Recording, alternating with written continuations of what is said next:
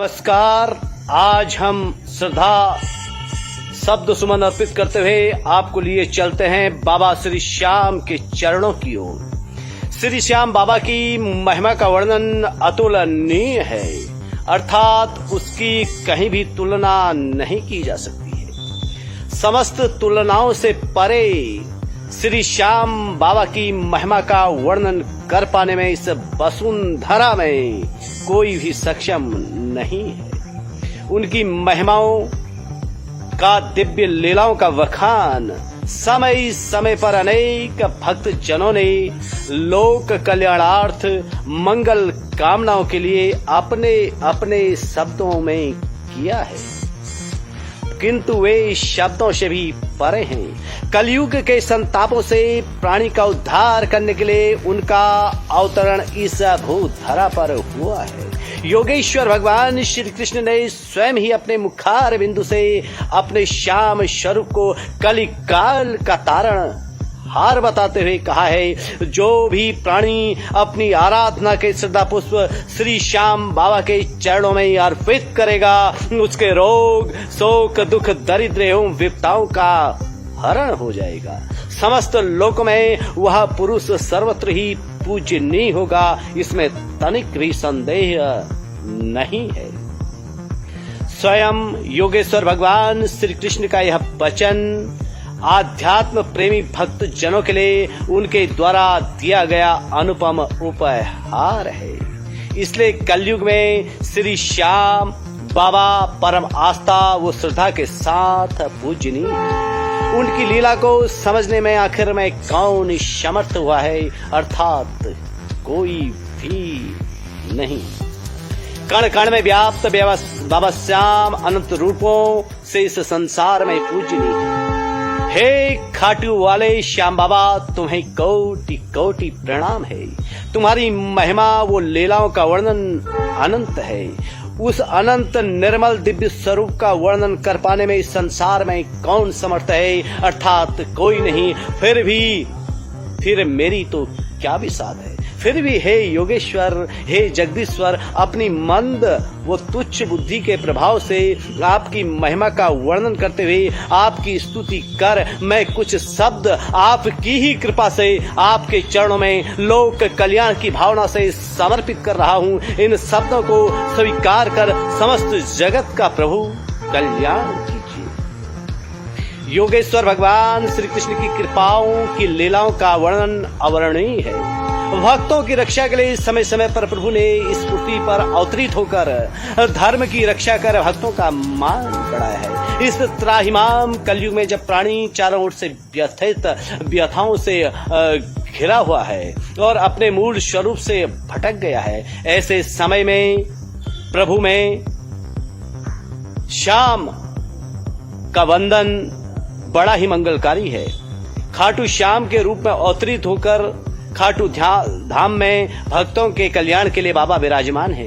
इसलिए कलयुग में आपको ही श्याम अवतार माना गया है और श्री कृष्ण का अवतार माना गया है। श्री श्याम के रूप में श्री कृष्ण के अवतरण की लीला बेहद अलौकिक है।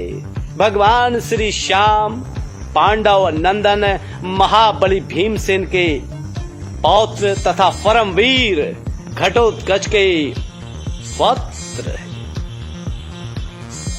वरवरी वो बब्रू भानु के नाम से भी इन्हीं को जाना जाता है। इनकी माता का नाम कंटका अहलावती था।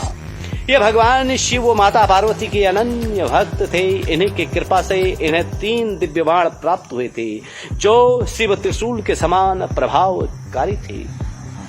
महाभारत के युद्ध अवधि में युद्ध की विराट चर्चा को सुनकर इनके मन में भी युद्ध देखने की बड़ी प्रबल इच्छा जागृत हुई। उन्होंने अपनी इच्छा को अपनी माता के सम्मुख रखा। वीर बालक की जिज्ञासा वो उसकी वीरता के परम प्रभाव से माता अहिलावती ने पुत्र की इच्छा पर हामी भरते हुए धर्म प्रेरित आज्ञा देते हुए कहा, कुरुक्षेत्र में इकट्ठे योद्धाओं के प्रभाव को न देखते हुए तुम निष्काम रूप से युद्ध देखना तथा जो पक्ष हारने लगे उस पक्ष का सहारा बनना, और यह भी ध्यान रखना कि कोई भी तुम्हें अपना समझकर कुछ भी इस दौरान मांगे तो तुम्हारा धर्म है कि उसे वह दान अवश्य प्रदान करना। संपूर्ण ब्रह्मांड के सामने निस्तेज 3 दिव्य बाणों को तुरीण में रखकर पांडव पौत्र बर्बरीक नीले घोड़े पर सवार होकर युद्ध देखने के लिए निकल पड़े।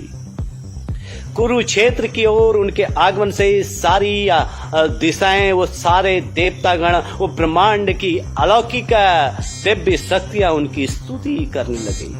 समय चक्र भी इस वीर बालक के युद्ध भूमि के प्रस्थान का दृश्य देखकर स्वयं को धन्य समझने लगा। उधर भगवान श्री कृष्ण का योग जागृत हुआ। वे अचरज में पड़ गए। वे अपने भक्त की शक्ति, वो पराक्रम भरी शक्ति से भली भांति परिचित थे। श्री कृष्ण समझ गए यदि बर्बरीक युद्ध भूमि में कूद पड़े तो सारे ब्रह्मांड का अस्तित्व ही खतरे में पड़ जाएगा। भगवान श्री ने ब्राह्मण का वेश धारण कर अर्जुन को भी शिष्य के रूप में ब्रह्म वेश में साथ लिया और वियावान जंगल में खड़े होकर बर्बरीक की प्रतीक्षा करने लगे। जब बर्बरीक श्री कृष्ण के समीप पहुंचे तो ब्राह्मण वेशधारी श्री कृष्ण के समीप पहुंचकर उन्होंने उन ब्राह्मणों को दंडवत प्रणाम कर वीर बर्बरीक ने कहा, हे ब्राह्मण देवता, मैं कुरुक्षेत्र की ओर युद्ध के लिए प्रस्थान कर रहा हूं। मुझे आशीर्वाद देकर मेरा मार्ग प्रशस्त कीजिए। नीति निपुण योगेश्वर श्री कृष्ण बोले, हे वीर, आप कौन हैं? कहां से आए हैं? आपकी सेना कहां है? आप जैसे छोटे बालक का युद्ध भूमि में क्या प्रयोजन है? यदि आप कुरुक्षेत्र की ओर जा रहे हो तो हे वीर बालक योद्धा, तुम किस पक्ष की ओर से युद्ध करोगे, कौरव या पांडव? बर्बरीक ने माता के आदेश को सिरोधार्य मानकर तपाक से योगेश्वर भगवान श्री कृष्ण को बताया कि मेरी कोई सेना नहीं है। माता भवानी, वो पिता महादेव का आशीर्वाद ही मेरी सेना है।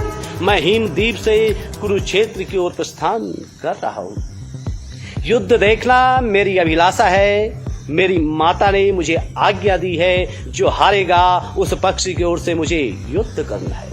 सो मैं माता की आज्ञा का पालन करूंगा। मेरे पास शिव शक्ति के प्रताप व आशीर्वाद से 3 बाण हैं। 3 बाण इस त्रिलोकी के लिए काफी हैं।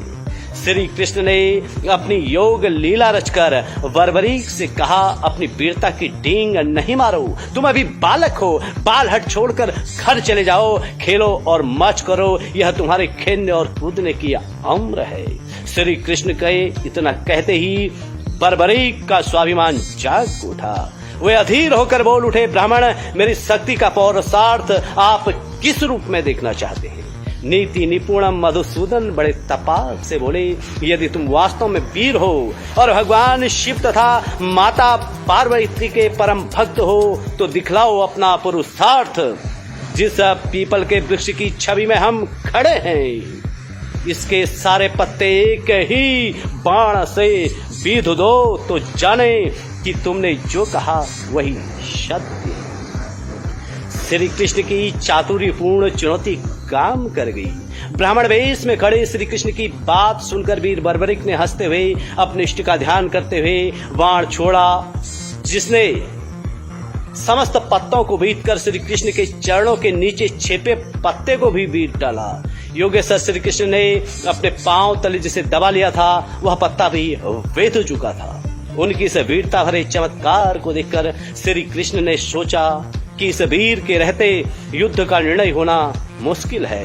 उन्होंने लीला रचकर फिर कहा, हे बालक, तुम्हारी वीरता की उपमा किसी से भी नहीं की जा सकती है। तुम अतुलनीय वीर हो, लेकिन तुम दानवीर हो, यह मैं कैसे मान लूं?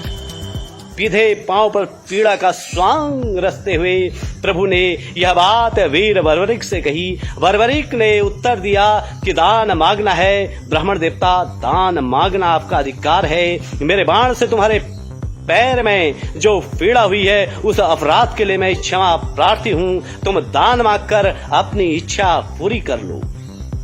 इतना सुनते ही ब्राह्मण वेश में खड़े श्री कृष्ण ने कहा, यदि तुम दानी हो तो अपना शीश मुझे दे दो। जब बर्बरीक ने यह सुना तो वे अचंभे में पड़ गए। और उनका विवेक परम रूप से जागृत हुआ। वे सोचने लगे कि इतना भयंकर दान मांगने वाला कोई साधारण व्यक्ति हो ही नहीं सकता है। तब बर्बरीक ब्राह्मण वेशधारी श्री कृष्ण के आगे हाथ जोड़कर कहने लगे, मैं अपने वचनों को अवश्य पूरा करूंगा, लेकिन आप जो भी हों प्रत्यक्ष रूप से दर्शन देने की कृपा करें। इतना कहते ही भगवान श्री कृष्ण ने चतुर्भुज रूप में उन्हें दर्शन दिए। धन्य हुए बर्बरीक श्री कृष्ण के चरणों में गिर पड़े और कहने लगे, हे माधव, आपको यदि मेरे शीश की आवश्यकता थी तो प्रभु आपने इतना कष्ट क्यों उठाया? मेरा सर्वस्व आपका ही तो है। फिर पल भर ठहरने के बाद वे कहने लगे, हे मधुसूदन, मैं आपको अपना शीश प्रदान करता हूँ, किंतु प्रभु महाभारत का युद्ध देखने की मेरी बड़ी इच्छा है। इस इच्छा को आप ही पूरा कर सकते हैं कि मैं इसे निष्पक्ष रूप से देखूं। इस पर योगेश्वर भगवान श्री कृष्ण मधुसूदन बोले, तुम तो साक्षात मेरा ही स्वरूप हो। मैं तुम्हें अपना शाश्वत रूप कलयुग में भक्तों के कल्याणार्थ प्रदान करता हूँ। तुम शाश्वत रूप से सदैव पूजित रहोगे और कलयुग में भक्तों के तारणहार बनोगे। श्री कृष्ण के वरदान के पश्चात बर्बरीक ने अपनी कमर से तलवार निकालकर एक झटके में अपना शीश काटकर श्री कृष्ण के चरणों में रख दिया। भगवान श्री कृष्ण ने उस शीश को अमृत से सींचकर सबसे ऊंचे स्थान पर विराजमान कर दिया। इसके पश्चात माधव मधुसूदन की रोचकता श्री श्याम रूप में अग्रपथ की ओर अग्रसर होती रही। कहते हैं कि 18 दिन के महाभीषण संग्राम के पश्चात जब युद्ध का तूफान खामोश हो गया, कौरव दल पर विजय पताका फहराने के लिए पांचों पांडव गर्भ में डूब गए, तब भगवान श्री कृष्ण ने अपने उन भक्तों का अहंकार दूर करने के लिए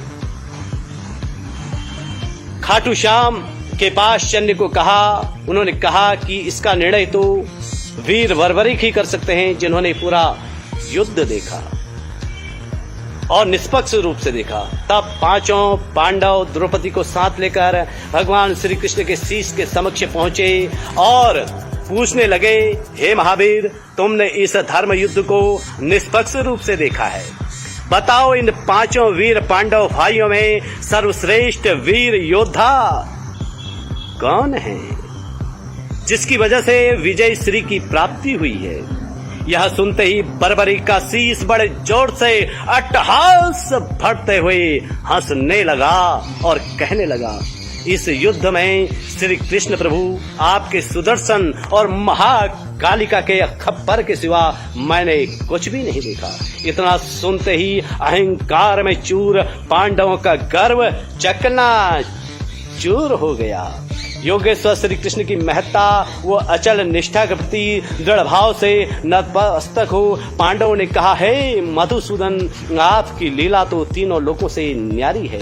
इस तरह योगेश्वर भगवान श्री कृष्ण ने अपने भक्तों का अहंकार तोड़कर अपनी निर्मल आभा में विलय किया तथा वीर के शीश को वरदान दिया, हे महावीर, कलयुग में मेरे नाम श्याम से तुम पूजे जाओगे। मेरा स्वरूप ही अब तुम्हारा रूप है। जो भी कोई प्राणी श्रद्धा पूर्वक सच्चे मन से तुम्हारी शरण में आएगा, तुम अपने परम प्रताप से उस प्राणी की मनोकामनाओं को पूर्ण करोगे। तुम मेरे साक्षात अवतार बनकर कलयुग में भक्तों के कल्याण के लिए विराजमान रहोगे। कालांतर में राजस्थान के सीकर जिले की अलौकिक दिव्य वादियों में खाटू ग्राम में बाबा श्याम विराजमान हैं। कथाओं के अनुसार खटवांग राजा की राजधानी खाटू ग्राम में मोक्षदायिनी वैतरणी रूपावती नदी की धार से होकर बाबा श्री श्याम अपने चमत्कार के साथ यहाँ एक कुंड में प्रकट हुए, जिसे श्याम कुंड के नाम से जाना जाता है। श्री श्याम बाबा ने खाटू ग्राम को अपना बसेरा बनाया, जो आज खाटू धाम के नाम से जगत में विख्यात है। आज यहाँ के श्याम मंदिर के दर्शनों के लिए प्राणी दूर दूर से अपनी मनौती लेकर यहाँ पधारते हैं तथा मनोकामना पूर्ण होने के पश्चात श्रद्धा पूर्वक बाबा श्री श्याम के चरणों में नतमस्तक होते हैं। जिस स्थान पर जल कुंड में श्री श्याम बाबा ने अपने आप को प्रकट किया, वह कुंड श्री श्याम कुंड के नाम से जाना जाता है। इसे चमत्कारिक कुंड भी कहते हैं। इस कुंड में स्नान करने से समस्त रोग, शोक, संताप, दुख, दरिद्र एवं विपदाओं का हरण हो जाता है तथा निर्मल आभा की प्राप्ति होती है। खाटू श्याम मंदिर के आसपास अनेकों मंदिरों का समूह है। प्राचीन व नवीन कलाकृतियों से युक्त ये मंदिर यहाँ पधारने वाले श्रद्धालुओं के अपार आस्थाओं का केंद्र है, जिनमें सीताराम जी का मंदिर, गौरी शंकर मंदिर, बिहारी मंदिर खासे प्रसिद्ध है। इसके अलावा क्षेत्र में अनेक जलाशय व बावड़ियां भी हैं। खाटू धाम में लगने वाले मेलों के अवसर पर यहाँ की पावन छटा देखने लायक होती है। यहाँ हम एक विशेष बात पर और प्रकाश डालना चाह रहे हैं कि देवभूमि उत्तराखंड से भी श्री श्याम बाबा का अलौकिक व गहरा नाता है और इस क्षेत्र में भी इनके भक्तों की अपार संख्या है। महाभारत काल की अनेक गाथाओं को यहाँ की भूमि अपने आप में समेटे है। कहते हैं कि महाबली भीम ने हिडम्ब नामक बलशाली राक्षस का वध उत्तराखंड की भूमि पर ही किया और यहीं माँ हिडिम्बा से विवाह रचाया था। इन्हीं वादियों में हिडिम्बा ने घटोत्कच नामक वीर पुत्र को जन्म दिया। बाद में वीर पुत्र अपनी माँ से आज्ञा लेकर भीम से मिलने गए तो तब अपने पुत्र को देखकर भीम गदगद हो उठे।